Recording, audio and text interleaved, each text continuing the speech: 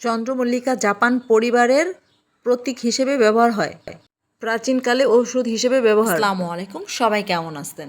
আজকে আপনাদের দেখাবো সুখের প্রতীক এবং শোকের প্রতীক, যেটা জন্ম হলেও যে ফুলটা লাগে এবং মৃত্যু হলেও যেই ফুলটা লাগে সেই ফুলটাই আপনাকে আজকে দেখাবো। এটা চন্দ্রমল্লিকা ফুল।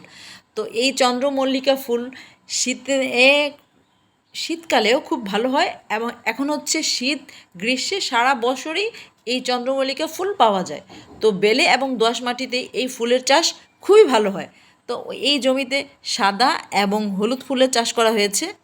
দেখেন, দেখতেই কত সুন্দর লাগতেছে, মাশাআল্লাহ। চন্দ্রমল্লিকা ফুল বিভিন্ন রঙেরই হয়। তো ওনার জমিতে হলুদ এবং সাদা চাষ করেছে। এই যে দেখেন, সাদা ফুলটা কত সুন্দর লাগতেছে। চন্দ্রমল্লিকার বৈজ্ঞানিক নাম ক্রিস্যান্থেমাম ইন্ডিকাম। এই ফুলের নির্যাস প্রাচীনকাল থেকেই হয়ে আসছে, এর ওষুধ হিসেবে ব্যবহার করে থাকে। তো এই চন্দ্রমল্লিকার ফুলের রস ঠান্ডা, জ্বর, সর্দি, কাশিতে ভালো কাজ করে, খুবই ভালো কাজ করে। জাপানে চন্দ্রমল্লিকা সম্রাট এবং ইনসেপিয়াল পরিবারের প্রতীক হিসেবে এই চন্দ্রমল্লিকা ফুল ব্যবহার করা হয়।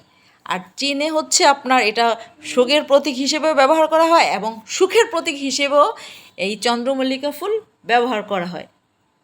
তো ভাবা যায় এই চন্দ্রমল্লিকা ফুলের যে কত গুণ, এটা আমাদের দেশেই এখন চাষ করে। এই যে দেখেন কি সুন্দর হয়েছে ফুলগুলো, দেখতেই কত বড় বড় হয়ে গেছে। তো এই চন্দ্রমল্লিকা ফুলের যে মেয়াদকাল, যে কতদিন বাঁচবে, এটা বোনার 90 থেকে 120 দিন পর্যন্ত বাঁচবে। আল্লাহ হাফেজ, সবাই ভালো থাকবেন।